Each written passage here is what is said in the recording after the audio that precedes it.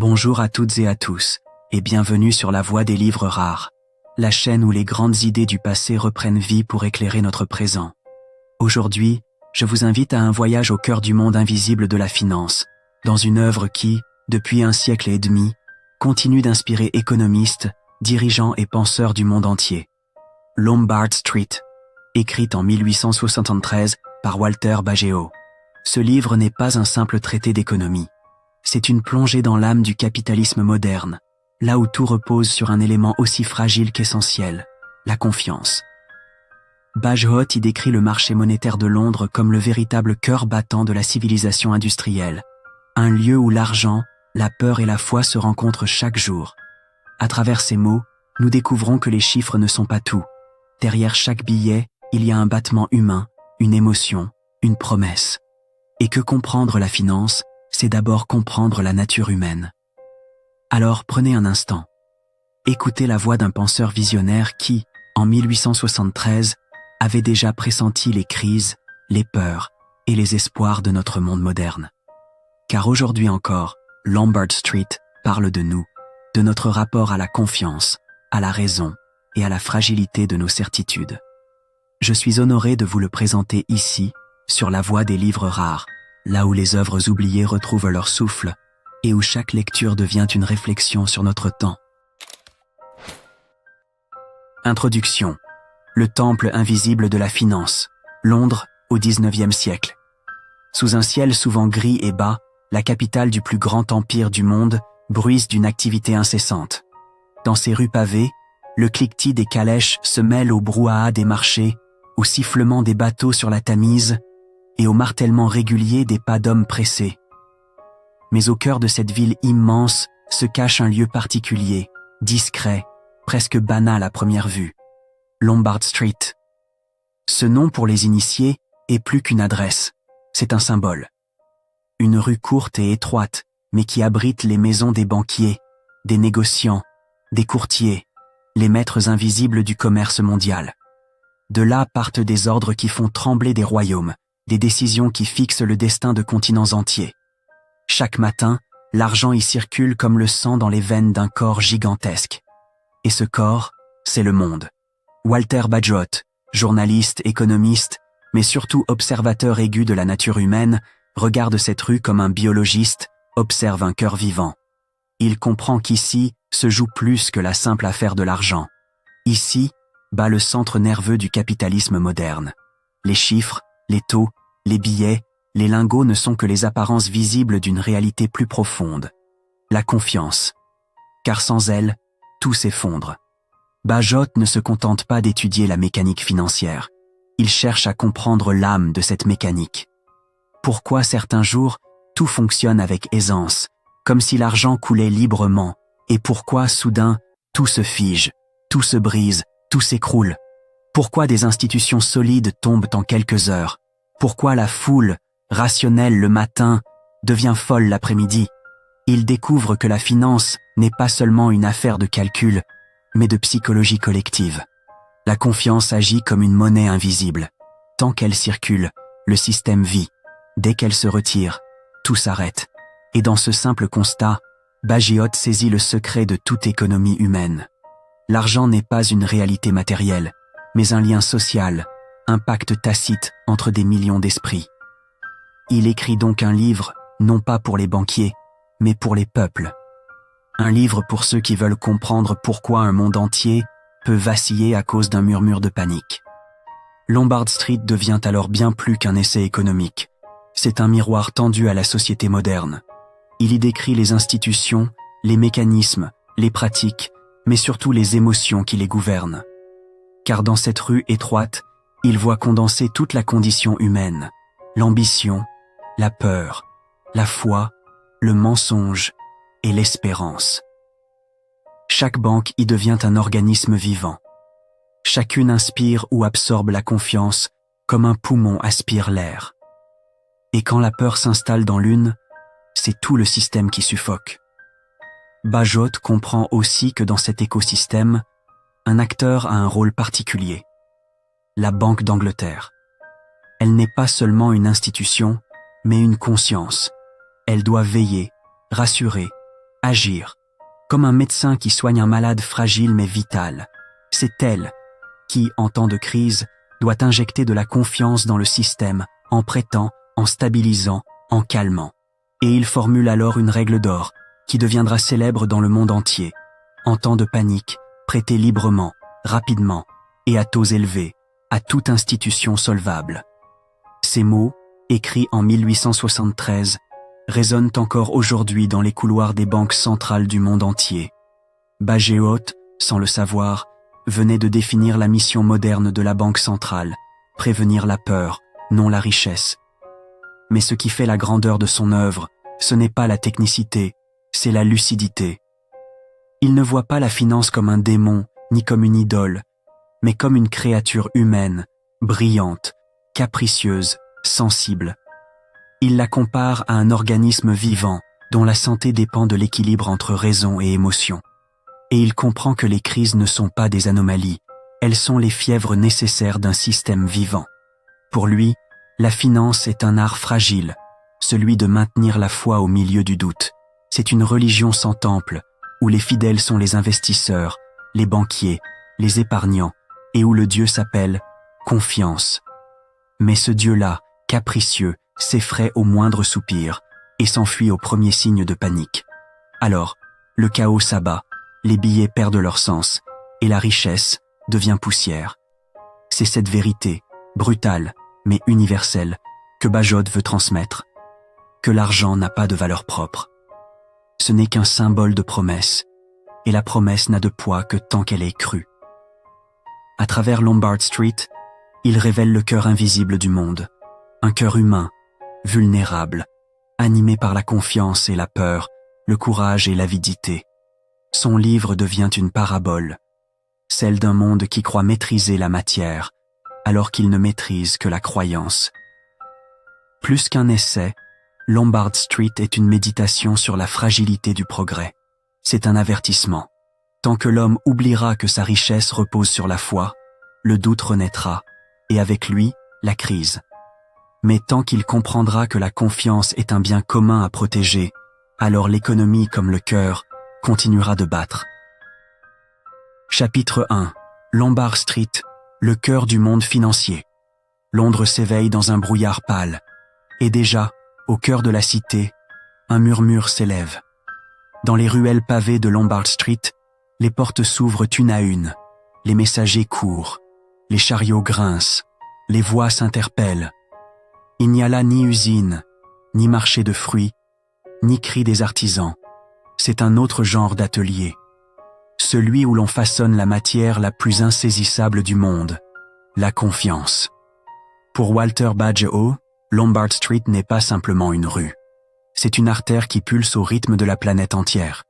Chaque transaction, chaque billet, chaque crédit y est comme un battement de cœur envoyé au reste du monde.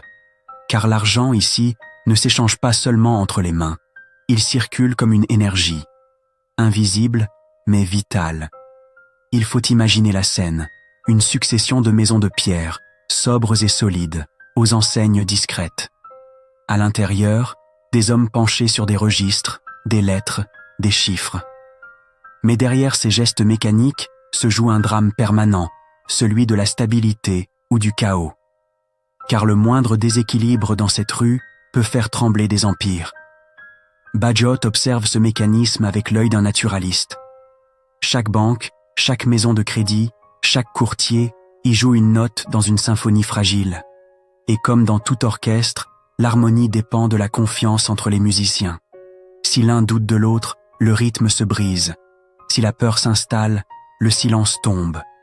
Ce quartier, minuscule sur la carte, gouverne les océans d'or et de papier qui irriguent le monde. Les colonies, les entreprises, les États, tous, d'une manière ou d'une autre, dépendent de ce point précis, de cette poignée d'hommes qui décident quand et à qui prêter. Lombard Street est à la finance ce que le cœur est au corps, un centre sans lequel rien ne peut vivre. Mais ce cœur, aussi puissant soit-il, n'est pas de pierre. Il bat au rythme des émotions humaines. Bagehot l'a compris mieux que quiconque. La richesse repose sur un sentiment, et ce sentiment s'appelle confiance. Tant qu'elle règne, le système prospère. mais qu'un doute surgisse, qu'une rumeur se glisse entre les murs et le sang de l'économie se fige. Les billets cessent de circuler, les marchés se ferment, les visages se ferment aussi. Le silence s'installe, lourd, irréel. Dans ces pages, Bagehot décrit un monde paradoxal, une organisation d'une rigueur mathématique soutenue par une émotion fragile. Le banquier, croit-on, est un homme froid, rationnel, protégé de toute passion. Mais en vérité, il vit dans la crainte et l'espoir. Chaque décision est un pari, chaque prêt un acte de foi. Et dans ce théâtre d'apparente stabilité, tout peut basculer en une journée. Lombard Street n'a rien d'un lieu spectaculaire. C'est une rue étroite, parfois bruyante, souvent grise, sans faste apparent. Mais elle est le centre nerveux de la civilisation moderne, le point d'équilibre entre la matière et la pensée. Ce qui s'y joue dépasse de loin la simple économie. C'est la mécanique de la confiance collective. Une croyance partagée par des millions d'êtres qui, sans se connaître, acceptent de se faire confiance à travers le symbole de l'argent. Bagehot y voit un miracle fragile. Il écrit que l'Angleterre, et bientôt le monde, reposent sur une illusion partagée, celle que les promesses d'aujourd'hui seront tenues demain. Cette illusion, aussi ténue soit-elle, fait tourner les usines, naviguer les navires, bâtir les cités. C'est elle qui permet aux marchands de livrer, à l'ouvrier d'espérer, au banquier de prêter. Et quand cette foi s'éteint, tout vacille, non parce que l'or manque, mais parce que la croyance s'effondre. Il observe les banquiers comme des prêtres modernes. Leurs temples sont faits de pierre et de silence. Leurs prières sont des signatures, leurs sermons des chiffres, leurs offrandes des crédits. Mais leur religion est universelle, la foi dans le système. Et leur Dieu, invisible et capricieux, s'appelle confiance. Pourtant Bagehot ne les juge pas. Il ne dénonce ni ne glorifie. Il décrit, avec précision et humanité, le fonctionnement de cette mécanique fragile qu'est la finance. Il comprend que les hommes de Lombard Street ne sont ni cyniques, ni héros, mais simplement des gardiens d'un équilibre qu'ils ne maîtrisent pas entièrement. Ils ne fabriquent pas l'or, ils fabriquent la paix du monde, cette paix fragile qui tient dans la promesse que l'argent circule. Ainsi, dans le tumulte des voix, dans les piles de registres, dans les lettres de change et les billets froissés, Bagehot voit plus qu'un commerce. Il voit une respiration collective, un battement universel. Chaque prêt, chaque dépôt, chaque signature est un battement du cœur financier du monde. Et tant que ce cœur bat, le monde avance. Mais il sait aussi que ce cœur peut s'arrêter, qu'il suffit d'un doute, d'une peur, d'un cri dans la foule pour que tout s'écroule. Et c'est là, dans cette tension entre ordre et chaos, que se trouve le génie de Lombard Street. Un monde d'apparente stabilité, bâti sur un abîme d'incertitude. Bagehot conclut ce premier regard sur la rue mythique par une vérité simple et terrifiante. La richesse du monde repose sur un fil invisible, la confiance humaine. Et ce fil, aussi mince soit-il, soutient toute la civilisation moderne. Chapitre 2. La confiance. La monnaie invisible. Dans les coffres des banques, on imagine de l'or, des billets, des lingots. Mais pour Walter Bagehot, la véritable monnaie ne se voit pas. Elle ne brille pas, ne s'imprime pas, ne se compte pas. Elle circule silencieusement entre les esprits et relie les hommes comme un fil d'or invisible, la confiance. C'est elle, dit-il, qui fait tourner les rouages du monde. Sans elle, les métaux dorment, les chiffres s'éteignent, les billets deviennent des morceaux de papier sans valeur. Une banque n'est forte que tant que ses clients croient à sa solidité. Un État n'est riche que tant que son peuple croit à sa promesse. L'économie entière repose sur cette foi commune, fragile mais puissante, que les promesses seront tenues. Tant que la croyance demeure, tout paraît stable. Les transactions se multiplient, les prêts se font, les affaires prospèrent. Mais qu'un doute apparaisse, qu'une rumeur se propage et la machine s'enraye aussitôt, les gens se précipitent au guichet, retirent leur argent, ferment leurs portes. La peur, une fois libérée, court plus vite que la raison. Elle contamine tout sur son passage. Bagehot comprend que la panique n'est pas une affaire de chiffres, mais de cœur. La finance, sous son vernis de logique, est un phénomène profondément émotionnel. Elle respire au rythme de l'espérance et de la crainte. Et lorsqu'elle manque d'air, lorsque la confiance s'étouffe, tout s'effondre, peu importe les bilans. Une rumeur, un mot mal compris, un silence trop long peuvent suffire à détruire des fortunes et des vies. La peur agit comme une épidémie. Elle se propage d'homme en homme, de ville en ville, d'un continent à l'autre. Elle traverse les frontières sans passeport, car elle voyage dans les esprits. Ce n'est pas la faillite d'une banque qui provoque la panique, c'est la panique qui provoque la faillite. Et quand elle s'installe, aucune raison, aucun discours, aucune preuve ne parvient à l'arrêter. Ainsi, pour Bajot, l'économie n'est pas une science exacte, c'est une science humaine. Ses lois sont celles de la psychologie collective. Les marchés montent et descendent comme les humeurs d'une foule. La valeur d'une monnaie dépend moins de sa quantité d'or que de la confiance qu'on lui accorde. Et quand cette confiance vacille, la richesse s'évapore. Ce phénomène, il le décrit avec la lucidité d'un moraliste. Les hommes croient que leur fortune repose sur la solidité des institutions, sur la prudence des banquiers, sur la rigueur des chiffres. Mais en vérité, elle repose sur une illusion partagée, la croyance commune que tout ira bien demain. Cette croyance, intangible, est la colonne vertébrale du monde moderne. Et pourtant, elle tient à si peu. Un murmure, une hésitation, une ligne dans un journal suffisent à tout renverser. Les visages se ferment, les voix s'éteignent, les mains tremblent. Chacun veut sauver sa part, et ce réflexe d'instinct devient la cause même du désastre.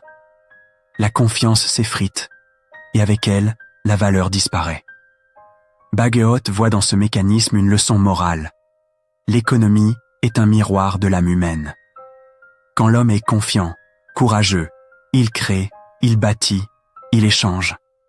Mais quand il doute, il se replie, il détruit, il étouffe la vie qu'il avait lui-même mise en mouvement.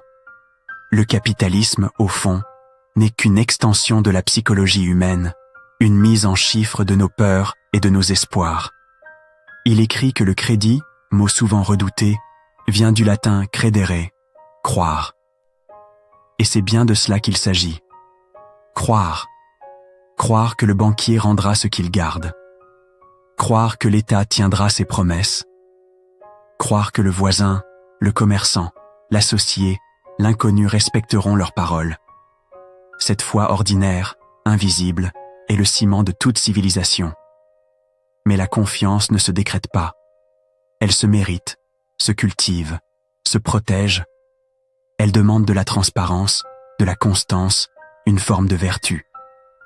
C'est pourquoi, pour Bajot, la morale et l'économie ne peuvent être séparées.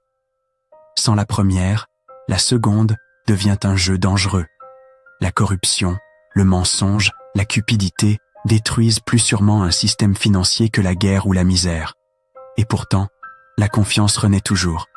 Elle tombe, se brise, mais finit par revenir, car elle est aussi naturelle à l'homme que la peur. Il suffit d'un signe, d'un geste, d'un acte juste pour qu'elle se rallume. Un banquier qui ouvre ses coffres, un État qui assume sa dette, une parole tenue, et le peuple recommence à croire. La confiance, disait Bajot, est la plus fragile des monnaies, mais aussi la plus résistante. Elle circule sans qu'on la voie, comme l'air dans les poumons d'un corps vivant. Et tant qu'elle existe, le monde respire. Quand elle disparaît, tout s'étouffe. C'est pourquoi, selon lui, la mission des gouvernants et des banquiers n'est pas seulement de gérer l'argent, mais de protéger la confiance. Car c'est elle, et elle seule, qui fait battre le cœur invisible de l'économie. Ainsi, Bajot ne parle pas seulement de finances, il parle de l'homme, de sa foi et de sa peur, de sa raison et de ses passions. Et il nous rappelle une vérité universelle, que la richesse n'est pas faite de métal ni de papier, mais de la promesse que nous nous faisons les uns aux autres et que nous choisissons de croire. Chapitre 3. Les banques, puissantes mais fragiles. Les banques apparaissent, au premier regard, comme des forteresses de stabilité. Leurs façades sont solides, leurs colonnes imposantes, leurs coffres profonds. Elles inspirent le respect, parfois même la crainte. Mais pour Walter Bajot, Cette puissance n'est qu'une apparence. Sous la pierre et le métal se cache une vérité plus fragile. Les banques reposent sur un équilibre invisible, celui de la confiance collective. Il écrit que les banques sont comme des palais bâtis sur du sable. Elles donnent l'illusion de posséder des trésors infinis, alors qu'elles vivent, en réalité, d'une promesse partagée. Elles prêtent l'argent qu'elles ne détiennent pas réellement, en pariant sur le fait que leurs clients ne viendront jamais tous le réclamer en même temps. Elles créent la richesse à partir de la croyance. Et cette croyance, aussi solide qu'elle paraisse, n'est qu'un souffle. Chaque dépôt est un acte de foi. Chaque prêt une promesse. Le client confie son or, convaincu qu'il pourra le retrouver demain. Le banquier, lui, le prête ailleurs, convaincu que nul ne viendra le réclamer aujourd'hui. Ainsi, tout fonctionne tant que la chaîne de confiance reste intacte. Mais qu'un maillon cède et l'édifice entier menace de s'effondrer. Bajot décrit cette architecture mentale avec une précision presque anatomique. La banque, dit-il, est un organisme étrange. Elle respire la confiance le jour, mais étouffe dans la panique la nuit. Elle vit dans un état permanent de tension, entre la solidité et la fragilité, entre la stabilité qu'elle promet et la précarité sur laquelle elle repose. Et pourtant, c'est cette contradiction même qui la rend indispensable. La banque, dans le monde moderne, n'est pas seulement une gardienne d'argent. Elle est un moteur de mouvement. Elle prend l'épargne endormie et la transforme en énergie vivante, en prêt, en investissement, en commerce. Sans elle, l'économie serait un corps sans circulation, un monde figé dans l'attente. Mais pour que cette circulation existe, il faut une chose immatérielle, la foi. Bajot compare ce système à une grande machine. Ses rouages sont impeccables, ses engrenages huilés, mais tout repose sur un moteur invisible, la confiance du public. Si ce moteur cale, la machine s'arrête net. Et c'est alors que la beauté de la mécanique devient son propre piège. Ce qui fonctionnait par promesse se retourne contre elle. La promesse devient doute, le doute devient panique. Il voit venir les crises avant qu'elles n'éclatent. Il comprend que le danger ne vient pas seulement du manque d'argent, mais de l'excès d'assurance. Les périodes de prospérité, écrit-il, sont les plus trompeuses. C'est quand tout va bien que l'on oublie les risques. Les banques, grisées par leur succès, prêtent trop, s'endettent trop, promettent trop. Elles se persuadent que le monde ne s'arrêtera jamais. Mais la confiance, comme toute flamme, brûle plus vite quand on la nourrit d'orgueil. Et lorsque le feu s'éteint, la réalité reprend ses droits. Les clients se pressent au guichet, les caisses se vident, les visages se ferment. Le banquier, hier maître du monde, devient prisonnier de ses propres illusions. Il n'a jamais possédé ce qu'il promettait, il ne possédait que la foi des autres. Bajot ne condamne pas les banquiers, il les observe avec une bienveillance lucide. Ils sont, selon lui, les architectes d'un système merveilleux, mais dangereux. Ils font circuler la vie économique, mais ils doivent vivre en équilibre au-dessus du vide. Leur métier est une tension constante entre prudence et audace, entre raison et risque. Et plus ils réussissent, plus le danger grandit, car la confiance attire l'excès, comme le miel attire les abeilles. Il explique que la force d'une banque ne se mesure pas à la taille de son coffre, mais à la solidité de sa réputation. Un mot mal interprété, un soupçon, un silence peuvent suffire à la fragiliser. La confiance gagnée en années peut disparaître en un jour, et lorsqu'elle s'évanouit, aucun métal, aucune réserve, aucun calcul ne peut la remplacer. Ainsi, les banques sont puissantes par la croyance qu'elles inspirent, mais vulnérables par la croyance qu'elles requièrent. Elles vivent dans un paradoxe permanent, celui d'être à la fois les fondations du monde économique et ses fissures les plus fragiles. Bajot le dit clairement, leur force et leur fragilité même. Il voyait déjà, dans les années 1870, ce que le siècle suivant allait confirmer. Les crises se répètent, non par hasard, mais par excès de confiance. Quand tout semble stable, c'est souvent le signe que le déséquilibre approche. La prospérité absolue porte en elle le germe du désastre. et chaque génération, oublieuse de celle d'avant, retombe dans la même illusion, croire que cette fois, le système est indestructible. Mais Bagehot, loin du cynisme, garde une forme d'admiration pour cette architecture risquée. Il y voit une merveille d'ingéniosité humaine, une preuve de la capacité de l'homme à bâtir des systèmes plus grands que lui. La banque, pour lui, n'est pas un monstre, mais un paradoxe vivant, un pilier de la civilisation, bâti sur la plus fragile des fondations, la foi. Et il conclut, en moraliste du réel, « Tant que les hommes croiront, les banques tiendront. Mais si un jour ils cessent de croire, alors même les murs de pierre deviendront poussière. » Chapitre 4. La Banque d'Angleterre. Le médecin du système.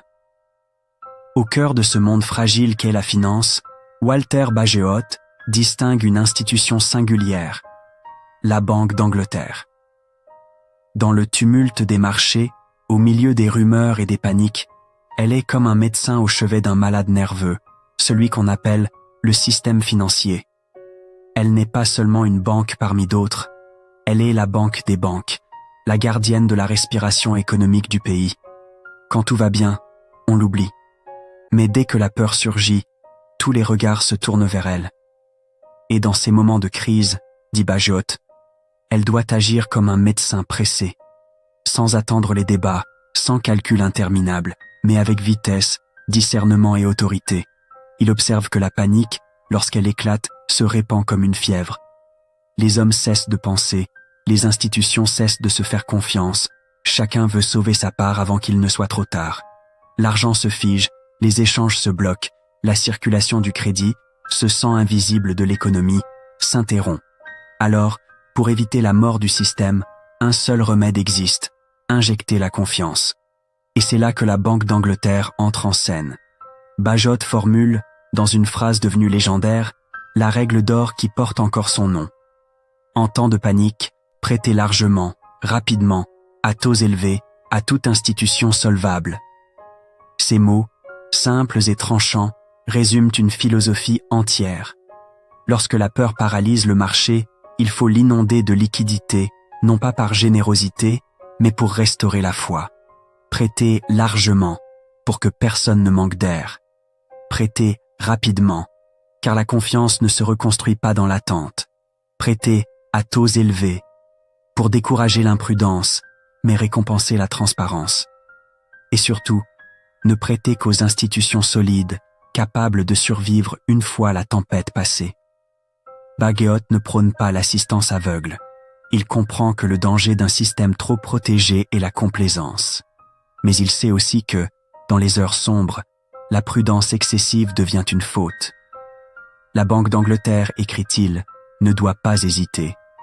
Elle doit être le dernier refuge de la confiance, le rempart ultime contre la panique. Dans sa vision, cette institution devient le médecin moral du capitalisme. Elle soigne non pas les chiffres, mais les émotions, la peur, le doute, la rumeur. Elle n'injecte pas seulement de l'argent, mais de la foi. Et par ce geste, elle rappelle au monde que la stabilité n'est pas un état, mais un équilibre à entretenir. Bagehot savait que ce rôle exigeait un courage rare. Prêter au moment où tout le monde a peur, c'est aller contre la nature humaine. C'est tendre la main quand les autres se retirent. C'est croire à la solidité du système quand plus personne n'y croit. Il compare cela à l'acte du médecin qui s'approche du malade contagieux, non par témérité, mais par devoir. Il voit dans la Banque d'Angleterre une figure presque morale, celle d'une institution qui agit non pour son propre profit, mais pour la survie du corps collectif. Et il pressent que son rôle dépassera bientôt les frontières du Royaume-Uni. Car dans un monde où l'économie devient mondiale, chaque pays aura besoin d'un tel gardien de la confiance. Ce qu'il pressentait, les siècles suivants l'ont confirmé. Les crises de 1929, 2008 ou 2020 n'ont fait que rejouer, sur une échelle plus vaste, la leçon de Lombard Street. Chaque fois, la peur a gelé les marchés, et chaque fois, les banques centrales ont dû intervenir, prêter, rassurer, maintenir le cœur battant du système. Les mots de Bagehot résonnent comme une prophétie. Le rôle d'une grande banque n'est pas de juger, mais de sauver. Mais derrière cette sagesse, il y a une inquiétude plus profonde. Bagehot craint que ce pouvoir immense ne devienne une habitude, que les banquiers, sûrs d'être sauvés, cessent d'être prudents, que la sécurité promise engendre l'imprudence même qu'elle voulait prévenir. C'est là tout le paradoxe. Le remède, mal dosé, peut devenir poison. Pourtant, il reste convaincu que l'absence de médecin serait pire que la maladie. Sans un centre capable d'agir, le système financier s'effondrerait sous le poids de sa propre panique. La Banque d'Angleterre, par sa seule existence, incarne la promesse qu'il existe toujours une main prête à stabiliser la tempête. Elle n'empêche pas les crises, mais elle empêche qu'elles dévorent tout. Dans cette vision, Bagehot ne parle plus seulement d'économie. Il parle d'équilibre humain, de la nécessité, dans tout système, d'une autorité capable de raisonner la peur. La Banque d'Angleterre, dit-il, est à la finance ce que le cœur est au corps et la raison à l'esprit. Un organe de régulation sans lequel tout s'emballe. Ainsi, Lombard Street ne se contente pas d'observer le monde, il le soigne. Son auteur ne cherche pas à glorifier l'argent, mais à comprendre les lois invisibles qui le rendent humain. Et dans cette compréhension, il offre à la postérité une règle simple, universelle, éternelle. Quand la peur envahit le monde, la raison doit prêter. Chapitre 5. Les crises financières. Les maladies du système pour Walter Bagehot. La crise n'est pas une erreur du système. Elle en est la conséquence naturelle, le revers inévitable de la confiance. Le monde économique, dit-il, est un organisme vivant. Il respire la confiance et lorsqu'il en abuse, il s'étouffe dans la panique. Chaque crise est une respiration interrompue, une asphyxie momentanée du cœur financier du monde. L'histoire, depuis les premières banques jusqu'aux plus grands marchés, obéit à cette alternance de fièvre et d'apaisement. Les hommes croient, s'enflamment, spéculent, bâtissent, puis, inévitablement, vient le doute, et avec lui, la peur. Ce cycle est aussi vieux que le commerce, aussi humain que la mémoire et l'oubli. Bagehot observe que les périodes d'abondance portent en elles la graine de leur propre chute. Quand tout semble sûr, les hommes deviennent téméraires. Ils prêtent sans prudence, achètent sans mesure, oublient les avertissements. La confiance qui devait unir devient excès, et l'excès, dans tout organisme, appelle la crise. Les crises financières, pour lui, ne sont pas des accidents imprévisibles, ce sont des purges nécessaires. Elles ressemblent à ces fièvres qui brûlent les impuretés d'un corps malade. Terribles, douloureuses, mais vitales. Elles rappellent aux hommes la fragilité de leur système et les forcent à revenir à la raison. La panique, si redoutée, devient alors un remède brutal, une correction morale infligée à l'orgueil économique. Bagehot décrit avec une clarté glaçante la mécanique de la crise. Tout commence par un murmure, une rumeur sur une banque en difficulté, un investisseur imprudent, un paiement retardé. Puis le doute se propage. Chacun, craignant pour soi, retire ses fonds. Les coffres se vident, les marchés se figent, la peur devient contagieuse. Ce n'est plus la faillite d'un établissement, c'est une épidémie d'inquiétude. Et dans cet instant de panique, la raison s'efface, le calcul devient impossible, la confiance s'évapore. Il compare ces moments de chaos à une mer qui se retire soudain, laissant les navires échouer sur le sable. Les plus solides résistent, les autres sombrent. Mais lorsque la tempête passe, le monde renaît, plus sobre, plus lucide. Car la crise, pour Bagehot, n'est pas la fin, elle est une renaissance. Elle détruit les excès, purifie les illusions, remet les valeurs à leur juste place. Il ne cherche pas à nier la douleur qu'elle provoque, faillite, ruine, misère. Mais il insiste, le véritable danger ne vient pas de la crise, mais de l'oubli qui la suit. Car les hommes, une fois la peur dissipée, recommencent toujours. Ils oublient la leçon, et le cycle recommence, plus rapide, plus violent. L'histoire financière, selon lui, est un livre que l'humanité relit sans jamais en retenir la morale.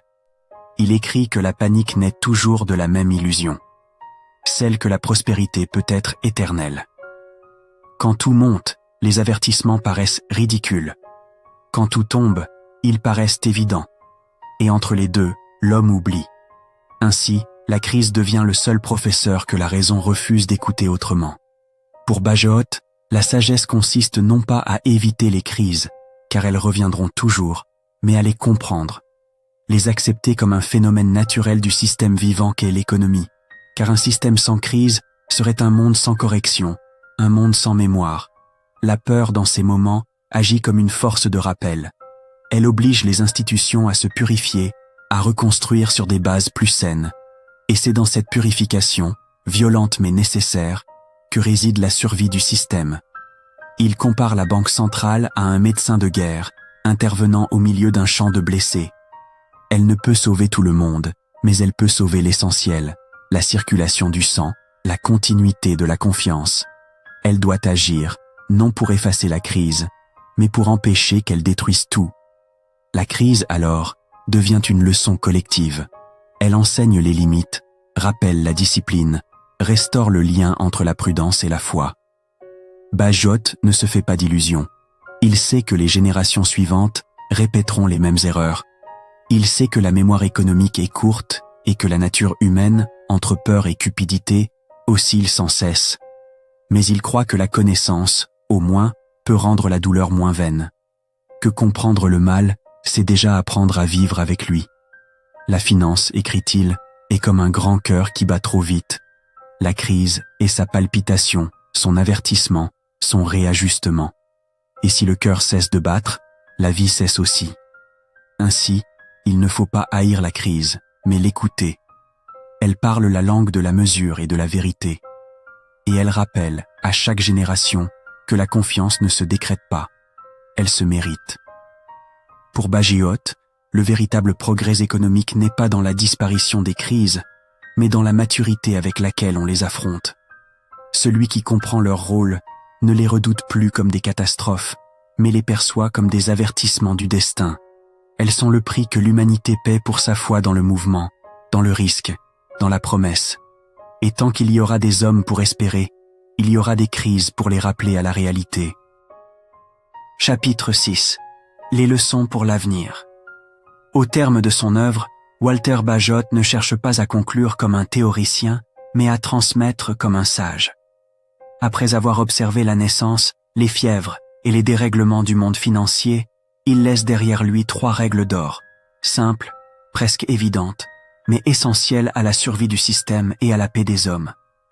Il ne s'adresse pas seulement aux banquiers ou aux économistes, mais à tous ceux qui, un jour, auront à faire face à la peur. Car la peur, dans la finance comme dans la vie, est le poison le plus contagieux et le plus destructeur. La première de ces leçons est celle-ci. Garder des réserves, toujours. Dans les caisses, dans les esprits, dans le cœur. Il ne parle pas seulement de réserves d'or, mais de réserves de sang-froid. Le capital, dans les temps d'abondance, est comme la respiration. On n'y pense pas. Mais lorsqu'il vient à manquer, tout s'effondre.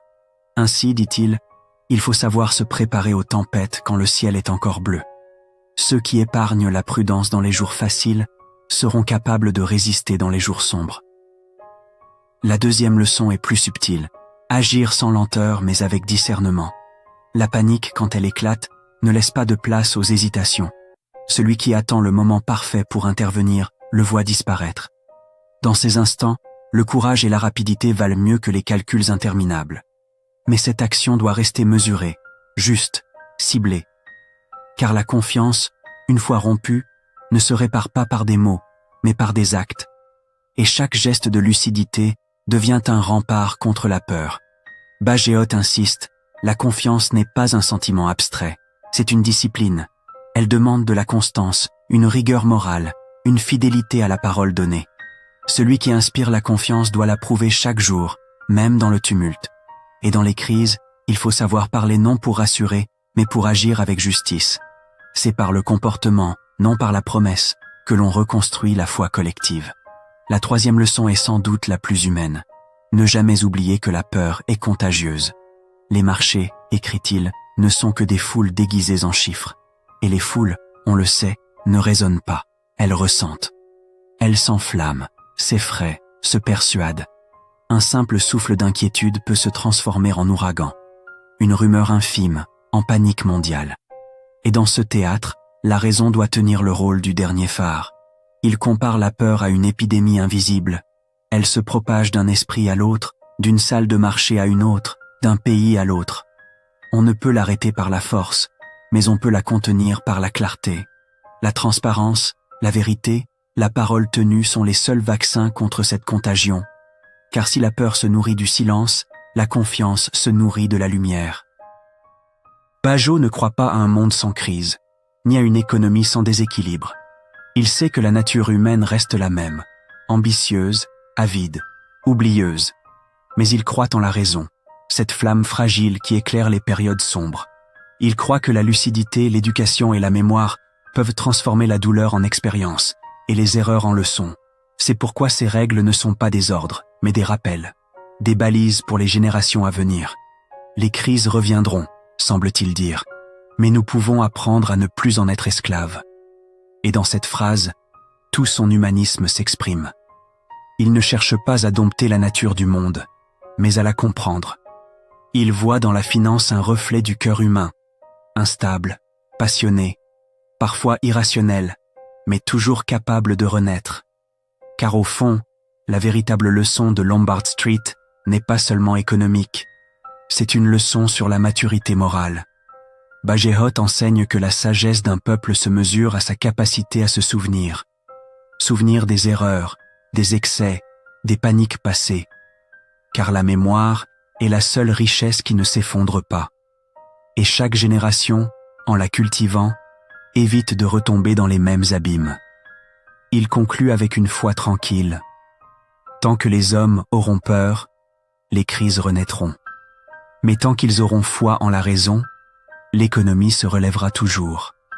La peur détruit, la lucidité reconstruit. Et si la panique est la maladie du système, la conscience en est le remède. Ces paroles résonnent comme une prière pour le futur. Soyez prudents sans être lâches, rapides sans être téméraires, confiants sans être aveugles. Ces trois vertus, dit-il, forment le véritable socle de la prospérité durable. Ainsi se referme Lombard Street, non sur une prophétie d'effondrement, mais sur une espérance lucide. Celle d'un monde où l'homme, ayant compris la nature de ses propres peurs, saura enfin faire de la raison sa première monnaie. L'esprit de Lombard Street. Lombard Street n'est pas un livre sur l'argent, c'est un livre sur la foi. Non pas la foi religieuse, mais celle, plus discrète et plus universelle, que les hommes placent les uns dans les autres pour que le monde tienne debout. Walter Bajot n'a pas seulement décrit les rouages de la finance, il a déchiffré le cœur battant de la civilisation moderne. Au fil de ces pages, il montre que la monnaie, les banques, les marchés ne sont que des reflets d'une réalité plus profonde. La confiance humaine, c'est elle qui anime les échanges, soutient les empires, nourrit les nations. Et quand elle s'éteint, tout vacille. Car l'argent n'a jamais eu de valeur propre. Il n'est qu'un miroir où se reflètent nos vertus et nos faiblesses, nos promesses et nos peurs. Bajot, en observateur du réel, voyait déjà que la puissance du monde moderne n'était pas dans la richesse matérielle, mais dans la croyance collective. Un billet n'a de valeur que tant que l'on croit en lui. Une banque n'existe que tant que ses clients ont foi en sa solidité. Un État ne gouverne que tant que son peuple croit à sa parole. La finance, disait-il, n'est rien d'autre qu'une morale en action, une morale fondée sur la parole tenue. Mais cette morale, fragile, se fissure dès que la peur s'installe. Et c'est là, selon Bajot, que se joue le drame du monde. Quand la peur gouverne, les chiffres deviennent des armes, les bilans se changent en pièges, les hommes cessent de croire. L'économie s'effondre non pas faute d'or, mais faute de foi. Et lorsque la confiance renaît, tout repart comme si rien ne s'était passé. Ainsi va le monde, oscillant entre peur et confiance, excès et prudence, oubli et mémoire. La richesse n'est jamais stable. Elle vit et meurt au rythme du cœur humain. Et c'est cette vérité, si simple qu'on la néglige, que Bajot voulait graver dans les esprits, que la stabilité d'un système ne dépend pas de ses lois, mais de la conscience morale de ceux qui le font vivre. Il ne juge pas, il éclaire. Il ne condamne pas la finance, il la rend humaine. Car dans chaque krach, dans chaque ruine, il voit moins une faute qu'une leçon. L'économie, pour lui, est une école où les hommes apprennent sans cesse à maîtriser leurs peurs, à mesurer leurs désirs, à se souvenir de leurs erreurs. Chaque crise devient un miroir tendu à la société, une invitation à la lucidité. Lombard Street n'est donc pas un traité d'économie, c'est une méditation sur la nature humaine. Une œuvre écrite non pour les banquiers, mais pour ceux qui veulent comprendre le monde. Elle enseigne que l'argent est une fiction utile, un langage universel qui ne vaut que par la sincérité de ceux qui le parlent. Et que la véritable richesse, celle qui ne s'effondre jamais, réside dans la capacité des hommes à se faire confiance malgré la peur. Bagehot lègue ainsi à la postérité une idée simple, presque spirituelle. Tant que les hommes auront foi en la raison, le monde tiendra. La peur est inévitable. Elle renaît sous d'autres noms, d'autres formes, à chaque génération. Mais la confiance, elle aussi, renaît toujours. Et dans ce combat silencieux entre peur et foi, entre panique et courage, se joue le destin du monde moderne. Il voyait dans la Banque d'Angleterre, dans les marchés et dans les institutions, non pas des temples de l'or, mais des sanctuaires de la croyance collective. Et il comprenait que protéger la confiance, c'était protéger la civilisation elle-même. Ce n'est pas la monnaie qui fonde la paix, mais la transparence, la constance, la parole donnée. C'est là que se trouve, selon lui, le véritable capital du monde. Aujourd'hui encore, ces mots résonnent comme un avertissement. Le danger n'est pas la crise, c'est l'oubli. Car chaque génération croit que la sienne est différente, que les lois ont changé, que les erreurs du passé ne reviendront plus. Mais tant que l'homme sera homme, le même souffle animera son économie. La confiance qui élève et la peur qui détruit. Et pourtant, au milieu de ce fragile équilibre, Bagehot laisse une note d'espérance. Il croit en la raison. Il croit que l'homme, même faillible, finit toujours par se relever. Car la lucidité est la seule richesse qui ne s'effondre pas. Elle seule permet de reconstruire après la tempête, de prêter encore après la trahison, d'espérer malgré les ruines.